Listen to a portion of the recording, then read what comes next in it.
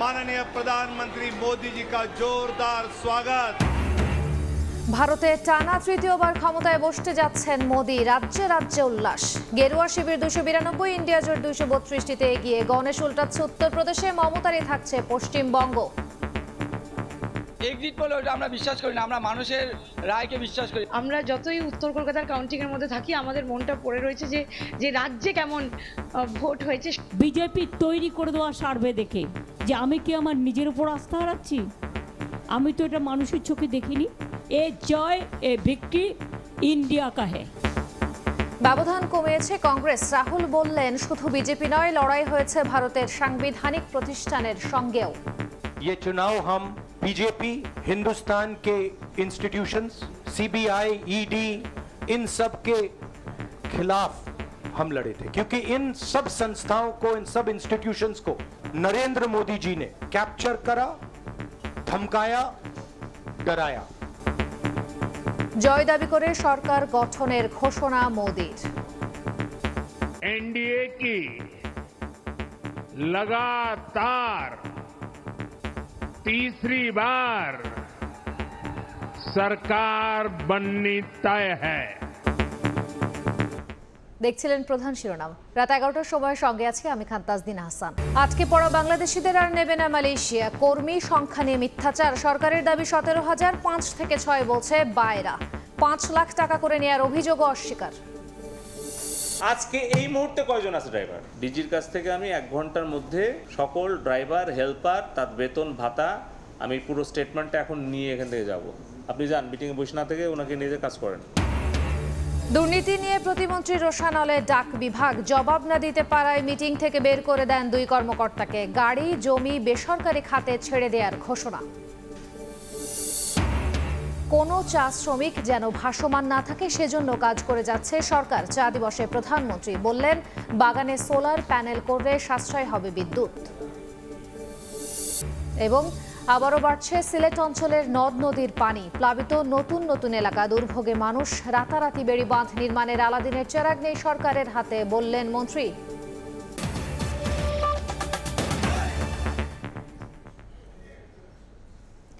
একক সংখ্যাগরিষ্ঠতা না পেলেও ভারতের টানা তৃতীয়বার ক্ষমতায় আসার পথে মোদির বিজেপি।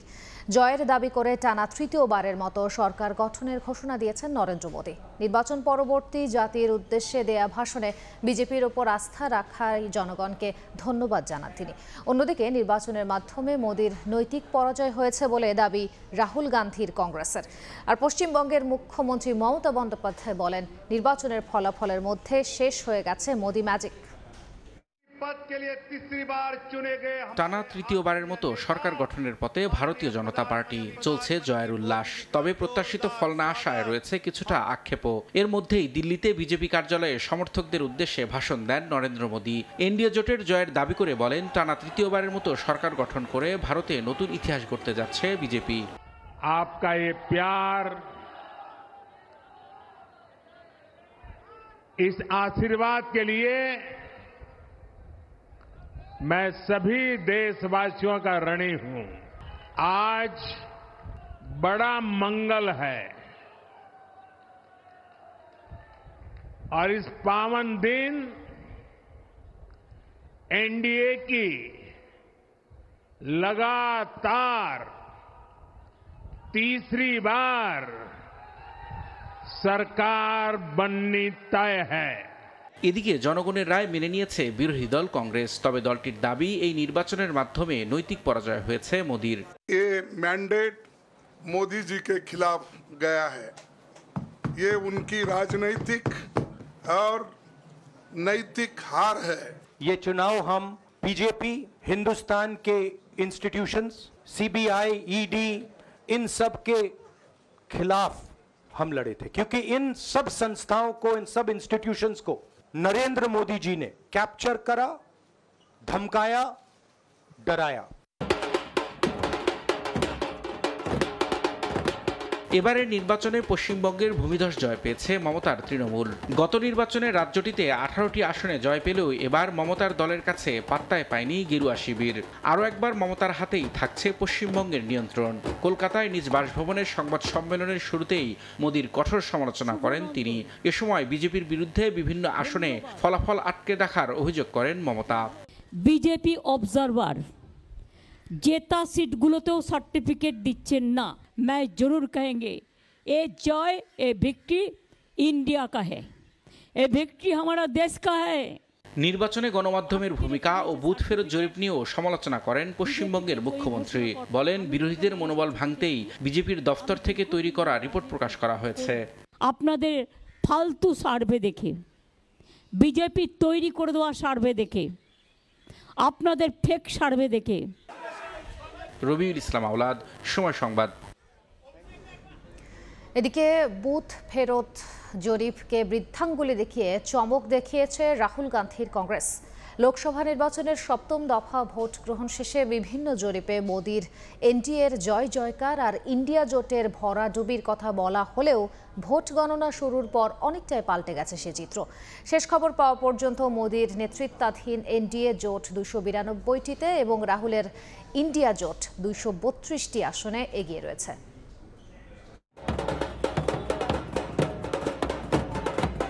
সময় গড়ানোর সঙ্গে সঙ্গে ঘোষণা হচ্ছে একের পর এক আসনের ফল। রাজ্যে রাজ্যে আনন্দ উল্লাসে মেতে উঠছেন বিজয়ী প্রার্থীর সমর্থকরা। ভারত জুড়েই এই চিত্র বিরাজ করছে। মঙ্গলবার সকাল থেকেই শুরু হয় ভারতের 18তম লোকসভা নির্বাচনের ভোট গণনা। 7 দফার ভোট গ্রহণ শেষে বুথ ফেরত জরিপ আলোচনার কেন্দ্রবিন্দু হয়ে উঠেছিল মোদির নেতৃত্বাধীন এনডিএ জোট আর কংগ্রেস সহ বিরোধী দলগুলোর ইন্ডিয়া জোট। কে কত আসন পাবে তা নিয়ে নানা পূর্বাভাস দেয়া হয়। জরিপে বলা হয় 350-র বেশি আসন পাবে এনডিএ জোট আর ইন্ডিয়া জোটের ভরাডুবি হবে। তবে ভোট গণনার কয়েক ঘন্টার মধ্যেই চিত্র ভিন্ন হতে শুরু করে। হাড্ডাহাড্ডি লড়াইয়ের আভাস দেয় কংগ্রেস নেতৃত্বাধীন ইন্ডিয়া জোট। সময় যত যায় আসন বাড়তে থাকে বিরোধী জোটের। বলা হয়ে থাকে উত্তরপ্রদেশ যার, দিল্লির মসনদ তার। এই রাজ্যেই রাম মন্দির বানিয়ে নির্বাচনী ফল নিয়ে যথেষ্ট আশাবাদী ছিল মোদির দল। তবে চমক দেখিয়েছে ইন্ডিয়া জোটের অন্যতম শরিক অখিলেশ যাদবের সমাজবাদী পার্টি। অন্যদিকে পশ্চিমবঙ্গেও মমতার দল তৃণমূল কংগ্রেসের কাছে ধরাশায়ী মোদির বিজেপি। এছাড়াও মহারাষ্ট্র, কেরালা, পাঞ্জাব, হরিয়ানায় এগিয়ে ইন্ডিয়া জোট, তামিলনাড়ুতে এগিয়ে ডিএমকে, অন্ধ্রপ্রদেশে এগিয়ে টিডিপি। ইন্ডিয়া জোটের আবির্ভাবের পরও টানা তৃতীয়বারের মতো দিল্লির মসনদ এনডিএ জোটেরই হতে যাচ্ছে। কারণ মধ্যপ্রদেশ, কর্ণাটক, গুজরাট, বিহার, রাজস্থান, ওড়িশা, তেলেঙ্গানা, আসাম, ঝাড়খণ্ড, ছত্তিশগড়, দিল্লি, জম্মু কাশ্মীর, উত্তরাখণ্ড, হিমাচল, অরুণাচল, দাদরা অ্যান্ড নাগার হাভেলিতে বিজেপি নেতৃত্বাধীন এনডিএ জোট এগিয়ে আছে। 543 আসনের লোকসভায় সরকার গঠনের জন্য দরকার 272টি আসন। এরই মধ্যে মোদির নেতৃত্বাধীন এনডিএ জোট 290টির বেশি আসনে এগিয়ে রয়েছে। আর ইন্ডিয়া জোটও ভালো আসন পাওয়ায় শক্তিশালী বিরোধী দলের ভূমিকায় পার্লামেন্টে থাকতে যাচ্ছে বলেই মত বিশ্লেষকদের। এর আগে 2019 সালের নির্বাচনে এনডিএ জোট 352 আসনে বিজয়ী হয়। বিপরীতে ইউপিএ জোটের আসন ছিল 91টি। ফরহাদ চৌধুরী, সময় সংবাদ। আটকে পড়া বাংলাদেশি কর্মীদের প্রবেশের সময়সীমা বাড়াবে না মালয়েশিয়া। প্রবাসী কল্যাণ প্রতিমন্ত্রী বলেছে 31 মের মধ্যে যেতে পারেনি প্রায় 17,000 কর্মী। তবে রিক্রুটিং এজেন্সি মালিকদের সংগঠন বাইরের দাবি এই সংখ্যা 5 থেকে 6,000-এর বেশি না। সরকার নির্ধারিত খরচের 5 থেকে 7 গুণ টাকা রিক্রুটিং এজেন্সিকে দিয়ে এবং ভিসা পেয়েও বিমান টিকিটের সংকট দেখিয়ে মালয়েশিয়ায় যেতে না পারায় ভুক্তভোগী কর্মীদের অভিযোগগুলো কান্না হয়ে ঝরছে এখন। বিভিন্ন এজেন্সির প্রতারণার পাশাপাশি সংশ্লিষ্ট মন্ত্রণালয়ের তদারকির অভাবেই মালয়েশিয়া সরকারের ঘোষণা মতো গত 31 মের মধ্যে দেশটিতে না যেতে পারা অসংখ্য কর্মীর মালয়েশিয়া যাওয়ার স্বপ্ন ভেঙে চুরমার হয়ে যায়। সেই এজেন্সি মালিকরাই মঙ্গলবার সংবাদ সম্মেলন ডেকে যেন বৃদ্ধাঙ্গুলি দেখালেন সরকারি ভাষ্যকে। প্রায় 17,000 কর্মী নিশ্চিত মালয়েশিয়া যাওয়া থেকে বঞ্চিত হয়েছে বলে রোববার এক ব্রিফিংয়ে জানিয়েছেন প্রবাসী কল্যাণ ও বৈদেশিক কর্মসংস্থান প্রতিমন্ত্রী। তবে সরকারের বক্তব্যের উল্টো সুর রিক্রুটিং এজেন্সি মালিকদের সংগঠন বায়রা নেতাদের। তাদের দাবি মালয়েশিয়ায় কর্মী পাঠাতে জনপ্রতি 5 থেকে 7 লাখ টাকা নয় 2 লাখের বেশি নেয়নি কোনো এজেন্সি। হাজার কর্মীর কান্না ভেজা চোখ, সরকারের তথ্য সব অস্বীকার করে বাইরা নেতাদের চ্যালেঞ্জ 2 লাখের বেশি টাকা নেয়ার প্রমাণ দেখানোর। সরকার যেখানে বলছে যেতে পারেননি 17,000 কর্মী, সেখানে বাইরা নেতারা বড় গলায় বলছেন মালয়েশিয়ায় যাওয়া থেকে বঞ্চিত কর্মী সংখ্যা 5 থেকে 6,000-এর বেশি না। জেনুইন কর্মী যেতে পারেনি তার সংখ্যাটি 5 থেকে 6,000-এর ভিতরে। তাদেরকে পাঠিয়ে দেওয়ার জন্য প্রবাসী কল্যাণ মন্ত্রণালয় থেকে অনুরোধ জানানো হবে।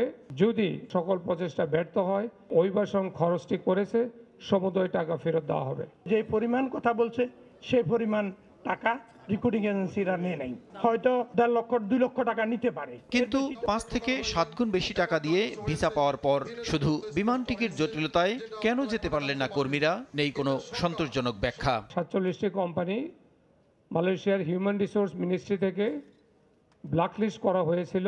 তাদের একটি বড় অংশ মালয়েশিয়াতে যেতে পারেনি। মেয়ের 31 তারিখে ডেট শেষ, জুনের 2 তারিখে ভিসা ইস্যু করে। এটা একটা ফানি একটা জিনিস। এদিকে সংসদ সদস্যদের হেয় প্রতিপন্ন করার জন্যই একটি চক্র তাদের বিরুদ্ধে অর্থ আত্মসাতের অভিযোগ করছে বলে দাবি করেন সংসদ সদস্য বাইরা নেতারা। মধ্যভোগী কেউ না কেউ এই টাকাটা নিয়েছে। এই যে 24,000 কোটি টাকা এমপি সাহেবদের নেতৃত্বে লুপাট হয়ে গেছে, কোনোভাবেই আপনারা এটা প্রমাণ করতে পারবেন না। সংকট সমাধানে বুধবার মালয়েশিয়া কর্তৃপক্ষের সঙ্গে বাইরা ও প্রবাসী কল্যাণ মন্ত্রণালয়ে আলোচনায় বসবে বলেও জানান তারা। প্রসূন আশিস, সময় সংবাদ, ঢাকা। মালয়েশিয়ায় কর্মী পাঠাতে না পারার ঘটনায় তদন্ত করে দায়ীদের বিরুদ্ধে কঠোর ব্যবস্থা নেওয়া হবে বলে জানিয়েছেন প্রবাসী কল্যাণ ও বৈদেশিক কর্মসংস্থান প্রতিমন্ত্রী। জাতীয় প্রেস ক্লাবে প্রশ্নের জবাবে তিনি আরও জানান, মালয়েশিয়ার শ্রমিক নেওয়া বন্ধের জন্য ঢাকা দায়ী নয়। দিয়েছে মালয়েশিয়ান গভর্নমেন্ট, সেটার জন্য আমরা দায়ী নয়। যেটা হয়েছে এটার ব্যাপারে কাউকে দোষারোপ করে লাভ নেই। এটা তদন্তের মাধ্যমে যা বাইরে আসবে তাই হবে এবং তার বিরুদ্ধে আইনানুগ ব্যবস্থা নেওয়া হবে, কাউকে ছাড় দেওয়া হবে না। সিন্ডিকেটকে বাঁচাতেই বাইরার সভাপতি এবং মহাসচিব ক্ষতিগ্রস্তদের টাকা ফেরত দেওয়ার কথা বলছেন, এমন অভিযোগ করেছেন বাইরার যুগ্ম মহাসচিব মোহাম্মদ ফখরুল ইসলাম। রাতে রাজধানীর অফিসার্স ক্লাবে বাইরার সম্মিলিত সমন্বয় পরিষদ কর্তৃক আয়োজিত আলোচনা সভায় তিনি বলেন, এর দায় পুরো বাইরা নেবে না। দেখেছি অত্যন্ত দুঃখের বিষয়, আমাদের সম্মানিত সভাপতি, সম্মানিত মহাসচিব তারা আজকে সিন্ডিকেটকে সেভ করার জন্য তারা সংবাদ সম্মেলনে গিয়েছে। তিনি বলেছেন যারা কর্মী যেতে পারে নাই তাদের টাকা নাকি বাইরা ফেরত দিবে। কোথা থেকে বাইরা ফেরত দিবে? এই টাকা কে ফেরত দিবে বলেন?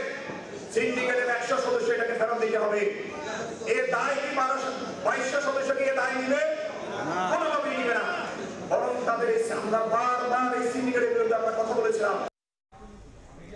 অনিয়ম অব্যবস্থাপনা নিয়ে মন্ত্রী রোশানলে ডাক বিভাগ। 69 কোটি টাকার শতাধিক গাড়ি পড়ে আছে কেন?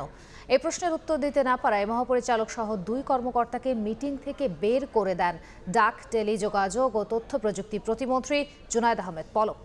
এ সময় কর্মকর্তাদের অনিয়মে সাধারণ মানুষ প্রতারিত হচ্ছে বলেও মন্তব্য করেন তিনি। আবার কম বেশি মানে আজকে এই মুহূর্তে কয়জন আছে ড্রাইভার? না, তো সফটওয়্যার না থাকলে হার্ডওয়্যার থেকে বের করে দেন। ডাক বিভাগের 462টি গাড়ির মধ্যে অচল 135টি। প্রায় 69 কোটি টাকা দামের এসব গাড়ি পড়ে আছে কেন, এর কারণ জানতে চান পরিচালক আবু তালেবের কাছে। কিন্তু ওই কর্মকর্তা সদুত্তর দিতে না পারায় মিটিং থেকে বের হয়ে যেতে বলেন প্রতিমন্ত্রী জুনায়েদ আহমেদ পলক। আপনি সারা বাংলাদেশ এখন আপনি হাইটে যাবেন নাকি ফোন করবেন নাকি ভিডিও কনফারেন্স করবেন? ডিজির কাছ থেকে আমি 1 ঘন্টার মধ্যে সকল ড্রাইভার, হেল্পার, তার বেতন ভাতা আমি পুরো স্টেটমেন্টটা এখন নিয়ে এখান থেকে যাব। আপনি যান মিটিংয়ে বসে না থেকে ওনাকে নিজে কাজ করেন। মঙ্গলবার ডাক ভবনে আয়োজিত মত বিনিময় সভায় ঘটে এই ঘটনা। পরে যাবতীয় হিসাব নিকাশ নিয়ে প্রায় 30 মিনিট পর আবার সম্মেলন কক্ষে ফেরত আসেন মহাপরিচালক সহ সংশ্লিষ্ট কর্মকর্তারা। প্রতিমন্ত্রী জানান, গাড়ি, সার্ভিস পয়েন্ট, এমনকি জমির সঠিক ব্যবহার করতে না পারায় বছরে 700 কোটি টাকা লোকসান গুনছে ডাক বিভাগ। এ অবস্থায় গাড়ি, জমি বেসরকারি খাতে ছেড়ে দেওয়ার ঘোষণা দেন প্রতিমন্ত্রী। হাজার হাজার কোটি টাকার ল্যান্ড এবং যে সিভিল ইনফ্রাস্ট্রাকচার আছে সেটা তো ফেলে রাখার কোনো মানে নাই।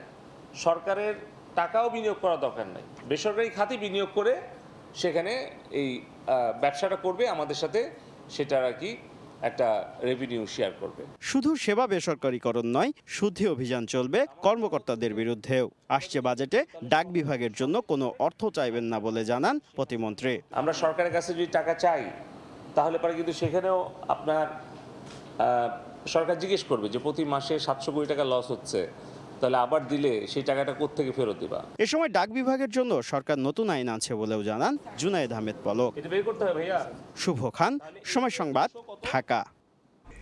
ঈদ উপলক্ষে নতুন করে সাজছে বিপণী বিতান। ঈদ উল ফিতরের মতো জাঁকজমক না হলেও উৎসবের আমেজে কমতি নেই। বিপণী বিতানগুলোতে লেগেছে ঈদ উল আজহার আমেজ। রাজধানীতে পোশাক কেনাকাটায় চলছে মূল্য ছাড়ের ছড়াছড়ি।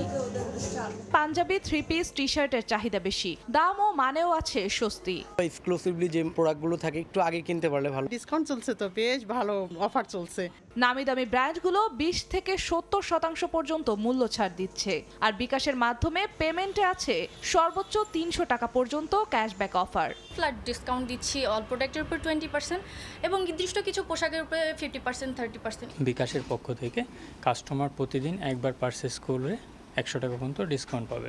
এই ক্যাম্পেইন চলাকালীন পর্যন্ত সে সর্বোচ্চ 300 টাকা পাবে, প্রতিদিন 200 টাকা পর্যন্ত পাবে। ঈদের অল্প কয়েকদিন বাকি থাকলেও এখনও ক্রেতা সমাগম কম বলছেন বিক্রেতারা। কটনটাকে বেশি প্রাধান্য দেওয়া হয়েছে। অল ওভার নতুন নতুন অনেক প্রোডাক্ট আমাদের বিভিন্ন আউটলেটে রয়েছে। ক্রেতা আশা রাখছি ঈদের আগে আর একটু ভালো পাবো। পাঞ্জাবের জন্য ব্র্যান্ড ভেদে গুনতে হচ্ছে 1200 থেকে 3500 টাকা পর্যন্ত। শাড়ি ডিজাইন ভেদে 1000 থেকে 12000 পর্যন্ত। ছোটদের পোশাকের দাম রয়েছে 500 থেকে 2500 টাকা পর্যন্ত। জিন্নাতারা জশোয়া, সময় সংবাদ, ঢাকা। এবার বাণিজ্যের খবর।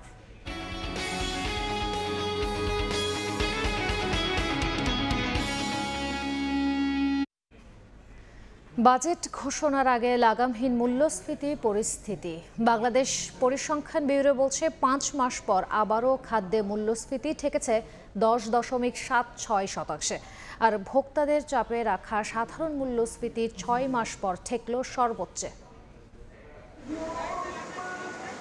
মাত্র দুদিন পরেই ঘোষণা হতে যাচ্ছে 2024-25 অর্থ বছরের জাতীয় বাজেট, যেখানে নিত্য পণ্যের বাজারে স্বস্তি ফেরানোর প্রতিচ্ছবি দেখতে চান সাধারণ মানুষ। 2-3 দিন বা 4 দিন পরে বাজারে আসলে দেখা গেছে আবার দেখি দ্বিগুণ হয়ে গেছে। সাধারণ মানুষের প্রত্যাশা পূরণ হবে কিনা তা জানতে অপেক্ষা করতে হলেও এরই মধ্যে তাদের আশা ভঙ্গের খবর দিয়েছে বাংলাদেশ পরিসংখ্যান ব্যুরো BBS। সোমবার প্রকাশিত তথ্যে সংস্থাটি জানিয়েছে সদ্য সমাপ্ত মে মাসে বাঁধ ভাঙা সাধারণ মূল্যস্ফীতি ঠেকেছে 9.89%। অর্থনীতিবিদরা বলছেন, একদিকে উচ্চ প্রবৃদ্ধির লক্ষ্যমাত্রা, অন্যদিকে ডলার সংকটে আমদানি সংকোচন, যা লাগামহীন করেছে মূল্যস্ফীতির পাগলা ঘোড়াকে। এত বড় প্রবৃদ্ধির হার রাখবো, আবার আমি মূল্যস্ফীতি কমায় নিয়ে আসবো, কিভাবে সম্ভব? আবার যেখানে আমি দেখতেছি রিজার্ভ ধরে রাখার জন্য আমি পর্যাপ্ত আমদানি করতে পারছি না, উৎপাদনের জন্য পর্যাপ্ত আমদানি করতে পারছি না ভোগের জন্য, এবং সেজন্য আমি দ্রব্যমূল্যের একটা আপওয়ার্ড প্রেসার আমি দেখতে পাচ্ছি। BBS এর সর্বশেষ তথ্য, শহরের তুলনায় গ্রামে মানুষের নিত্যদিনের প্রয়োজন মেটাতে বেশি অর্থ ব্যয় করতে হয়েছে। জিন্নাতারা জশোয়া, সময় সংবাদ, ঢাকা। আলাদিনের চেরাগ নেই যে রাতারাতি টেকসই বেড়িবাঁধ নির্মাণ হবে, মন্তব্য করলেন পানি সম্পদ প্রতিমন্ত্রী জাহিদ ফারুক। বললেন, স্থায়ী বাঁধ নির্মাণ সময় সাপেক্ষ ব্যাপার। দুপুরে বরগুনার বিষখালী নদীর বিভিন্ন স্থান ঘুরে ঘূর্ণিঝড় রেমালের তাণ্ডবে ক্ষতিগ্রস্ত বেড়িবাঁধ পরিদর্শন শেষে কথা বলেন তিনি। এটা আমি তড়িঘড়ি করে বললে কাজ শুরু করা যাবে না। দিনতলা এলাকাতে আমরা অলরেডি সিদ্ধান্ত দিয়ে দিয়েছি, সেখানে একটা স্থায়ী প্রতিরক্ষা বাঁধ 3.5 কিলোমিটার একটা বাঁধ হবে, এবং অন্যান্য যে সমস্ত জায়গায় নদী ভাঙন আছে এগুলো আমি বলেছি, নির্দেশনা দিয়েছি আমার প্রধান প্রকৌশলীকে এবং নির্বাহী প্রকৌশলী, তারা আবার এসে ওই এলাকাগুলো আবার পরিদর্শন করে কি ধরনের ব্যবস্থা নেওয়া প্রয়োজন আমাকে জানালে পরে আমরা এগুলো ব্যবস্থা গ্রহণ করব।